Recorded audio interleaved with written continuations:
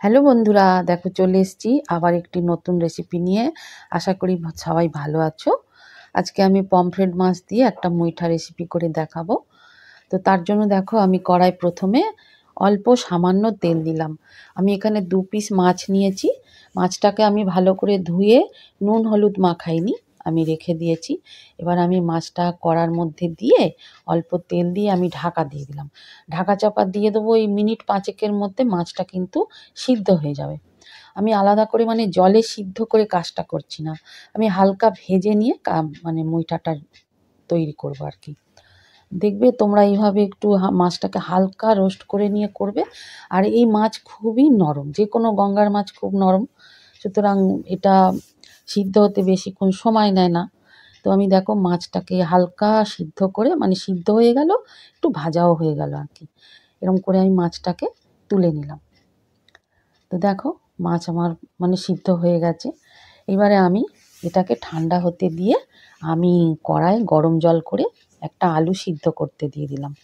আচ্ছা, আমি আলু সিদ্ধ দেবো একটু, ওটা করার জন্য একটা আলু সিদ্ধ বসিয়ে দিয়ে এবার আমি চলো মাছটাকে ছাড়িয়ে নিই। তো এই মাছ দেখো খুবই নরম, সিদ্ধ হয়ে গেছে অল্প একটু সময়ে। আচ্ছা, মাছের যে কাঁটাগুলো হয় না, এই কাঁটা দেখবে ঘরে এই এত নরম কাঁটাই অনেকে খেতে চায় না, ফেলে দেয় সমস্ত কিছু। তো আমি সেই কাঁটাগুলোকে ছাড়িয়ে আমি আলাদা রেখে দেবো। এটাকে আমি ঘরে অন্য কোনো তরকারিতে দিয়ে দেবো।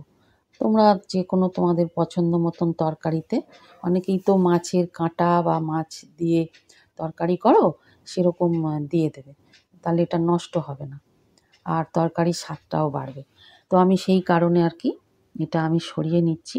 দেখো আমার মোটামুটি মাছ ছাড়ানো হয়ে এসছে সমস্ত। আমি যে মাছের যে মাছটা মানে মাংসটা আর কি, আমি এটা আলাদা করে নিলাম, হয়ে গেছে। এবার এই কাঁটাগুলো আমি সরিয়ে নিয়েছি।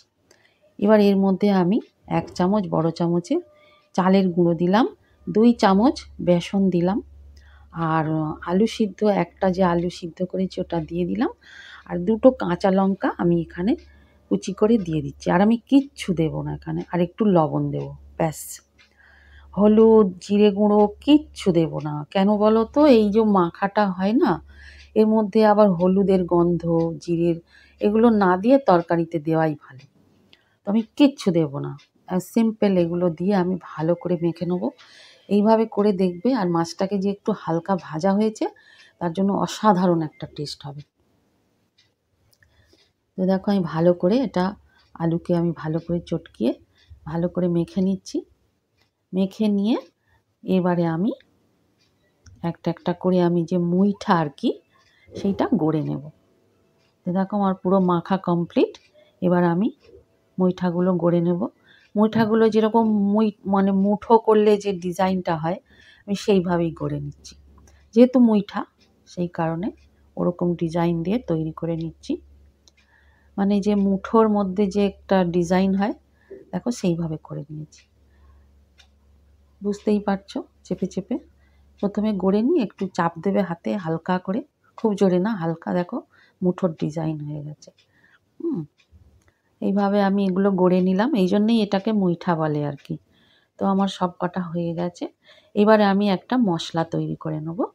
আচ্ছা, বাটিতে আমি দেখো 1 চামচ ধনে, 1 চামচ জিরে আর 2 চামচ পোস্ত দিচ্ছি। এটা একটু স্বাদ বাড়ানোর জন্য আর কি এটা দিলাম। আর দেখো পেঁয়াজ নিয়েছি, টমেটো, পেঁয়াজ, কাঁচা লঙ্কা আর রসুন নিয়েছি 4 কোয়া। রসুনের কোয়াগুলো অনেক বড় বড়, তাই 4 কোয়া নিয়েছি।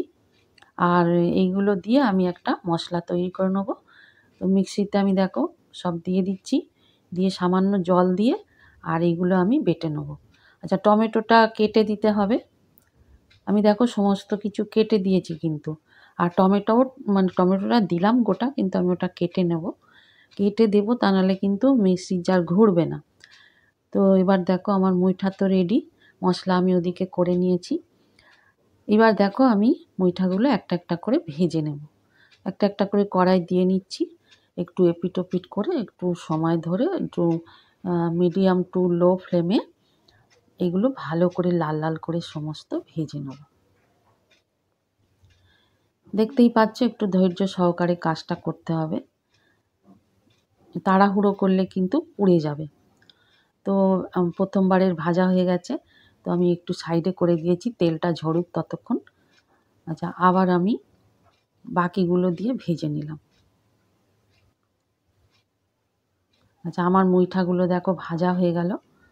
তো বন্ধুরা, কমেন্ট করবে আমাকে, তোমরা কমেন্ট করবে, ভালো আরও কিছু রেসিপি দেখতে চাইলে লিখবে, আমি সেটা বলে নিলাম। ভালো লাগলে চ্যানেলটি সাবস্ক্রাইব করবে।